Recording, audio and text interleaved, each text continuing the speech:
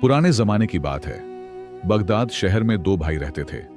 बड़े भाई का नाम करीम और छोटे का नाम हकीम था। उनके वालिद एक गरीब दर्जी थे जो मेहनत से अपना घर चलाते थे।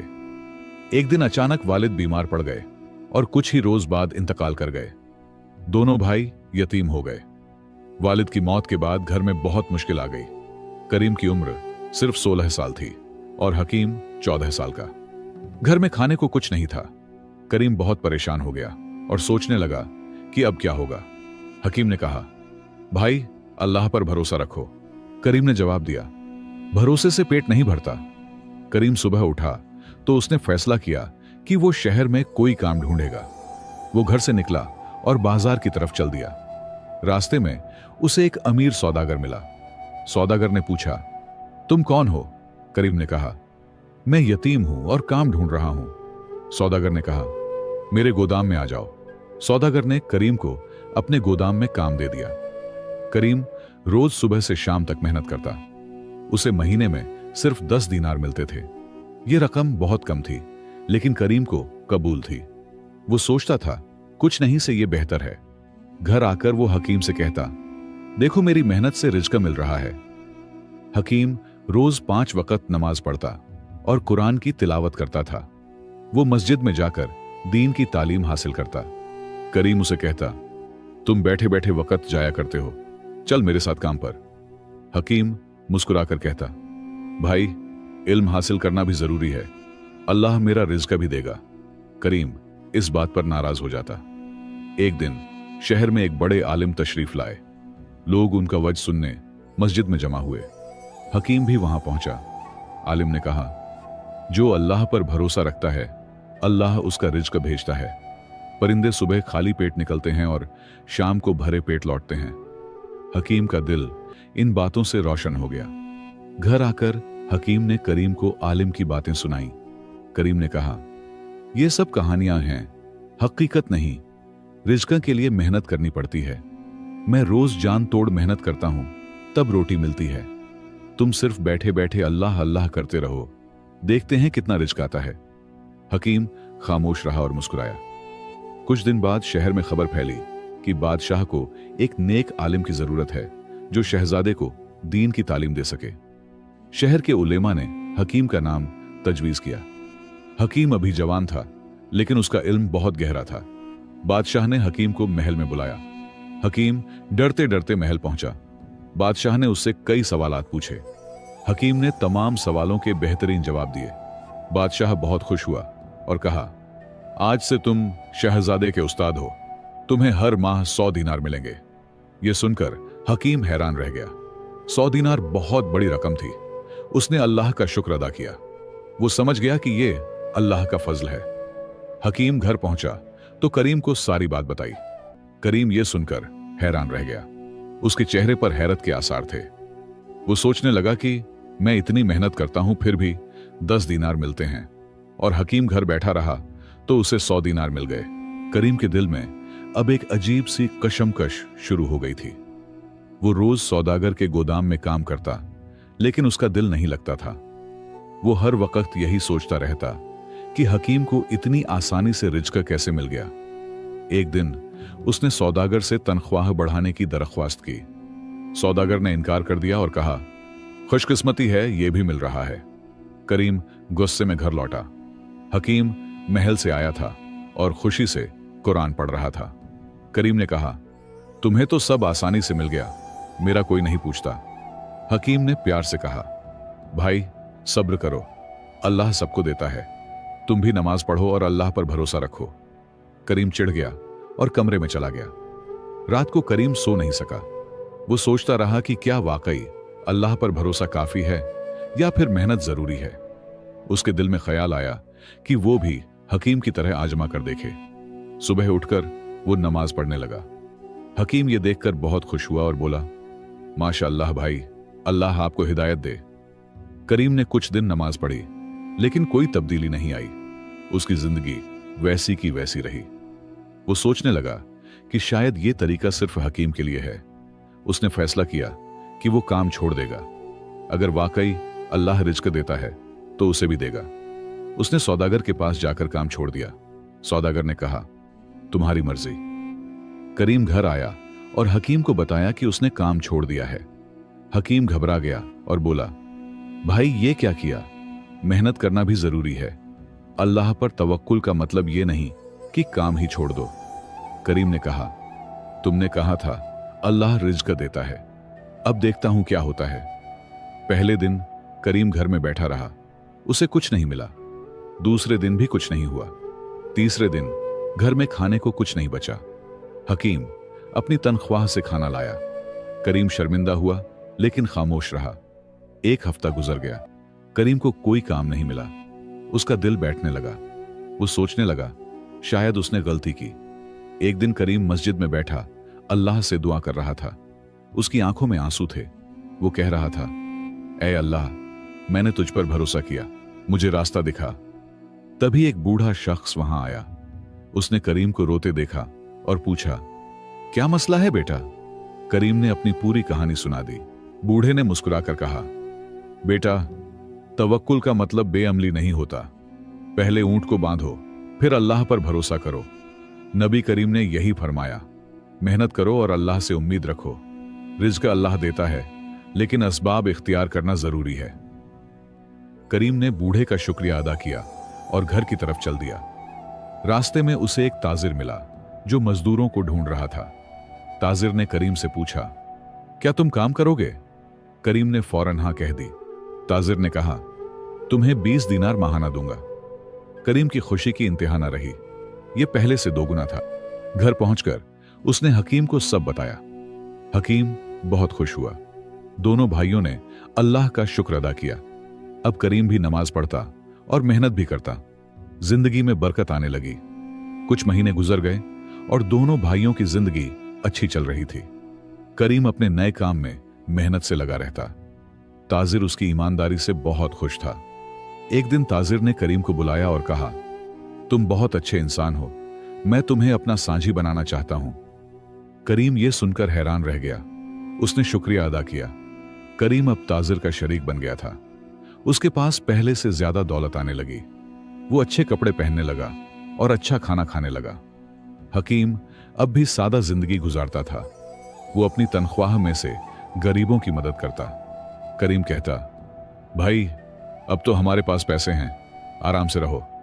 हकीम मुस्कुराकर कहता, यह अल्लाह की अमानत है। दौलत बढ़ने के साथ करीम के दिल में तकब्बुर आने लगा। वो सोचने लगा कि यह सब उसकी मेहनत का नतीजा है। नमाज में सुस्ती करने लगा और मस्जिद कम जाने लगा। हकीम ने कई बार समझाया, लेकिन करीम ने नहीं सुना। एक दिन करीम ने कहा, मेरी मेहनत से यह दौलत आई है, अल्लाह का शुक्र तो है, मगर असल में यह मेरा हक है। हकीम यह सुनकर गमगीन हो गया। उसने कहा, भाई, यह गुरूर खतरनाक है। अल्लाह जो देता है वो वापस भी ले सकता है। तवाज़ु से रहो। करीम हंसकर बोला, तुम फिक्र मत करो, मैं होशियार हूं, अपना माल संभालना जानता हूं। हकीम ने दिल ही दिल में अल्लाह से दुआ की, ऐ अल्लाह, मेरे भाई को हिदायत दे। एक दिन शहर में कहत पड़ गया। बारिश नहीं हुई और फसलें खराब हो गईं। लोगों के पास खाने को कम हो गया। कीमतें आसमान छूने लगीं। ताजिरों का कारोबार मुतासिर हुआ। करीम के ताजिर ने कहा, अब हमें सामान जमा करके रखना चाहिए, फिर महंगा बेचेंगे तो ज्यादा मुनाफा होगा। करीम ने यह बात मान ली। हकीम को जब पता चला तो उसने करीम को रोका। उसने कहा, भाई, ये जुल्म है। लोग भूखे मर रहे हैं और तुम मुनाफे की सोच रहे हो। यह हराम कमाई है। करीम ने कहा, यह कारोबार है, हर कोई यही करता है। तुम नादान हो, इसलिए नहीं समझते। हकीम ने कहा, यह अल्लाह को नाराज करना है। मगर करीम नहीं माना। करीम और उसका ताजिर गल्ला जमा करने लगे। उन्होंने अनाज खरीदकर गोदाम में भर लिया। बाहर गरीब लोग भूख से बिलख रहे थे, लेकिन करीम के दिल में रहम नहीं आया। वो सोचता रहा कि कुछ दिन बाद कीमत और बढ़ेगी। हकीम रोज उसके लिए दुआ करता। एक रात हकीम ने ख्वाब देखा। ख्वाब में एक नूरानी बुजुर्ग ने कहा, हकीम, तुम्हारा भाई गलत रास्ते पर है। अल्लाह उसे आजमा रहा है। अगर वो न संभला तो सब कुछ खो देगा। उसे आखिरी बार समझाओ। हकीम नींद से जागा तो पसीने में भीगा हुआ था। सुबह होते ही वो करीम के पास गया और बोला, भाई, मैंने एक ख्वाब देखा है। करीम ने ख्वाब सुनकर कहका लगाया और बोला, यह सिर्फ ख्वाब है, तुम डरपोक हो इसलिए ऐसे ख्वाब देखते हो, मैं अपना कारोबार जानता हूं। हकीम का दिल टूट गया। उसने आखिरी बार कहा, भाई अल्लाह से डरो, गरीबों की मदद करो, यह माल तुम्हारे काम नहीं आएगा। करीम गुस्से में बोला, बस करो अपनी बातें। उसी रात शहर में आंधी आई, जोर की बारिश शुरू हो गई, तेज हवाएं चलने लगीं। करीम के ताजिर का गोदाम दरिया के किनारे था। दरिया में सैलाब आ गया, पानी गोदाम में घुस गया, तमाम अनाज पानी में बह गया और खराब हो गया। सुबह करीम देखने गया तो सब तबाह था। करीम के हाथों हाथ आए, उसकी सारी दौलत खत्म हो गई। करीम गोदाम के सामने खड़ा था और अपनी तबाही देख रहा था। उसके हाथ कांप रहे थे। ताजिर भी आया और सब देखकर रोने लगा। उसने करीम से कहा, यह सब तुम्हारी वजह से हुआ, तुमने कहा था अनाज जमा करो, अब मैं बर्बाद हो गया, आज से हमारी साझेदारी खत्म। करीम खामोश खड़ा सब सुनता रहा। करीम घर की तरफ भारी कदमों से चला। उसकी आंखों में आंसू थे। वो सोच रहा था, हकीम ने कितनी बार रोका था, उसने ख्वाब में भी खबरदार किया था, मगर मैंने गुरूर में किसी की न सुनी। अब अल्लाह ने सजा दे दी। घर पहुंचकर वो हकीम के सामने बैठ गया, सर झुकाकर रोने लगा। हकीम ने प्यार से करीम का कंधा थपथपाया और कहा, भाई रोने से कुछ नहीं होगा, अल्लाह से तौबा करो और नए सिरे से शुरू करो, अल्लाह बहुत माफ करने वाला है। करीम ने कहा, मैंने बहुत बड़ा गुनाह किया है, लोग भूखे थे और मैं उनका फायदा उठाना चाहता था, अल्लाह मुझे कैसे माफ करेगा। हकीम ने कहा, अल्लाह की रहमत बहुत बड़ी है, तुम सच्चे दिल से तौबा करो, अल्लाह जरूर माफ करेगा, फिर नई मेहनत शुरू करो, अल्लाह फिर से रिज्क देगा। करीम ने वजू किया और 2 रकअत नमाज पढ़ी। सजदे में गिरकर अल्लाह से माफी मांगी। बोला, ऐ अल्लाह, मैं गुनहगार हूं, मुझे माफ कर दे। उसका दिल हल्का हो गया। अगले दिन करीम ने काम तलाश करना शुरू किया, लेकिन कोई काम नहीं मिला। शहर में कहत की वजह से कारोबार बंद थे। लोग खुद परेशान थे। कई दिन गुजर गए, कोई काम नहीं मिला। करीम परेशान होने लगा। हकीम अपनी तनख्वाह से दोनों का खर्च चलाता। करीम शर्मिंदा था, लेकिन अल्लाह पर भरोसा रखता। एक दिन करीम मस्जिद के बाहर बैठा था। एक बूढ़ी औरत वहां से गुजरी। उसके हाथ में भारी बोझ था। वो चलते चलते गिर गई। करीम फौरन उठा और उसे संभाला। उसने बोझ उठा लिया और कहा, आपको कहां जाना है? बूढ़ी ने कहा, बेटा मुझे मेरे घर तक छोड़ दो। करीम ने बोझ उठाकर उसे घर पहुंचा दिया। बूढ़ी ने करीम को दुआएं दी और कहा, अल्लाह तुम्हें खुश रखे। करीम वापसी में जा रहा था तो रास्ते में एक शख्स मिला।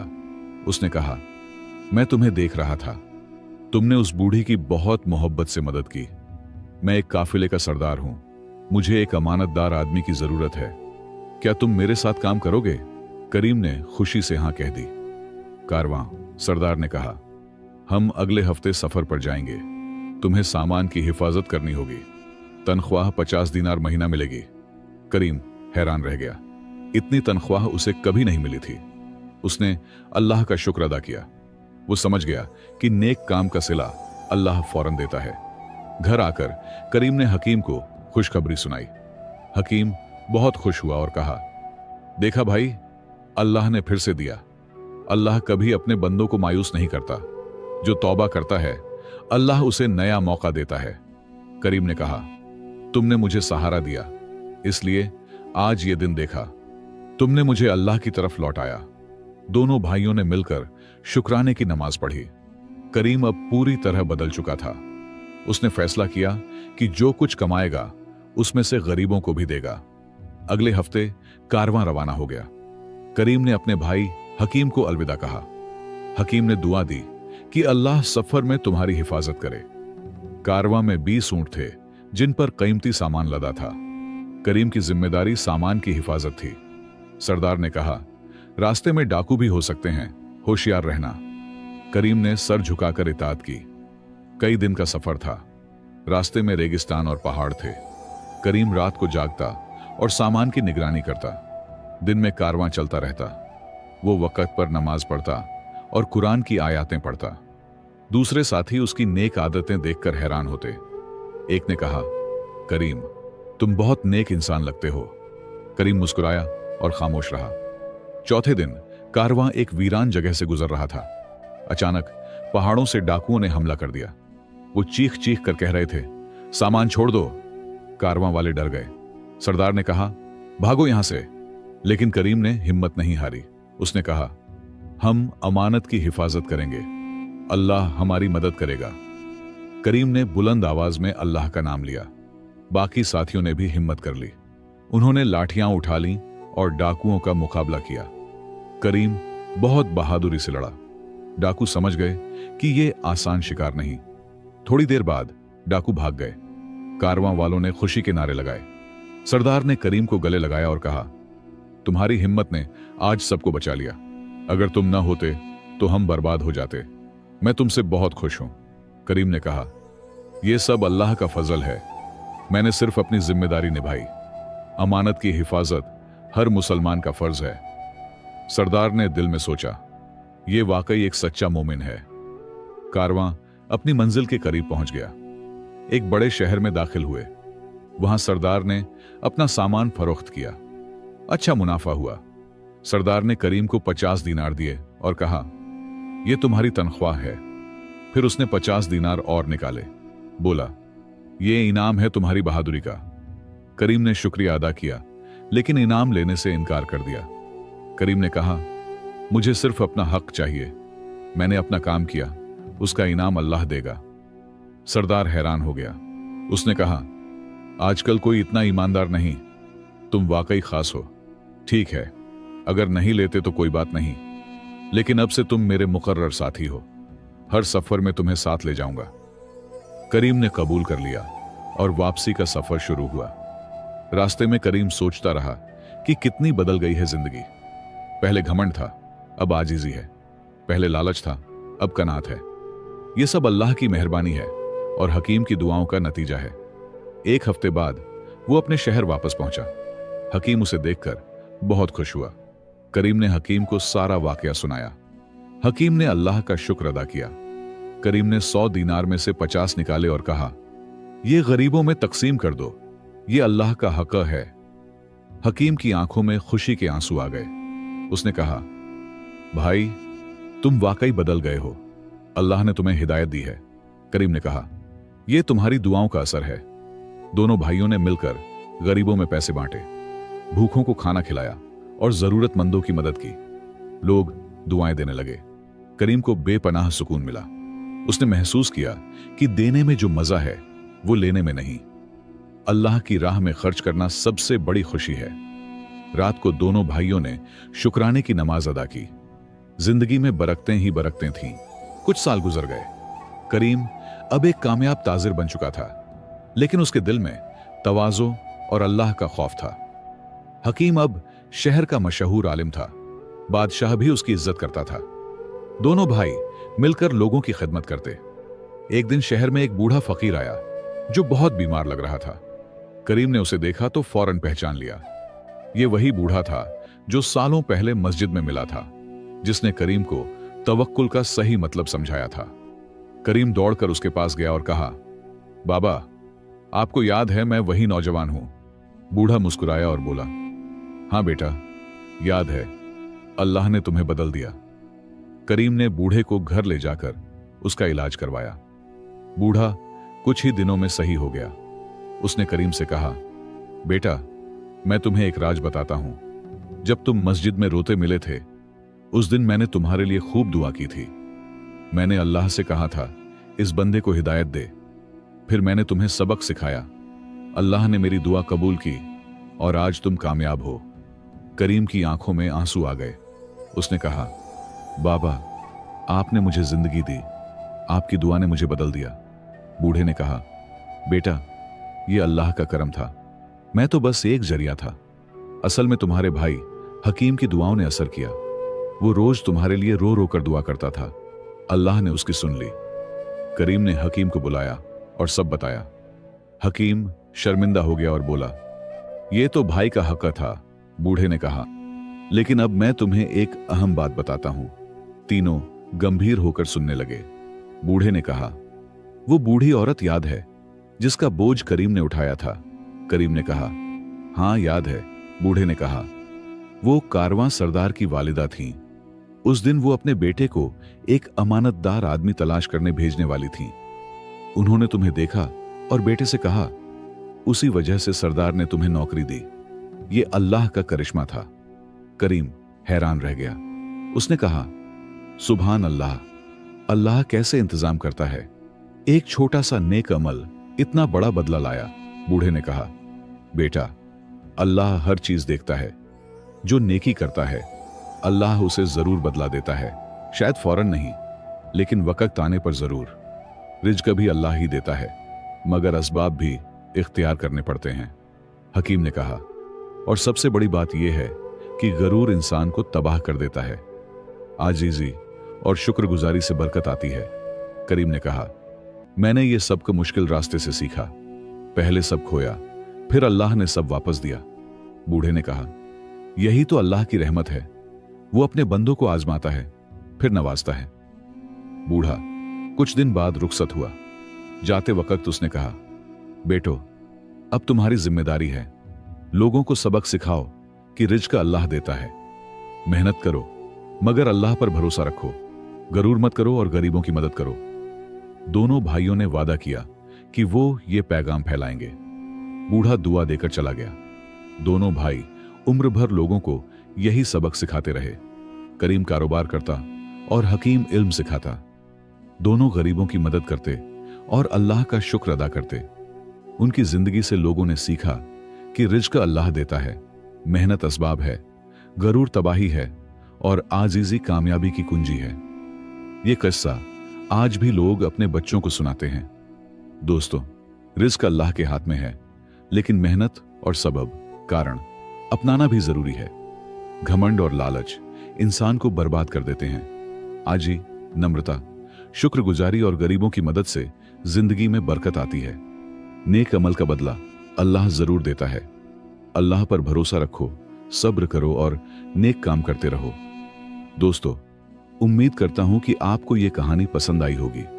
अगर आपको यह कहानी पसंद आई हो तो एक लाइक जरूर करें और कमेंट में बताएं कि आपको कहानी कैसी लगी। ऐसे ही दिल को छू लेने वाली कहानियां सुनते रहने के लिए स्टोरीज विद सोहेल चैनल को सब्सक्राइब करें। अल्लाह हम सबको हिदायत दे और हमें हलाल रिज्क नसीब करे। आमीन।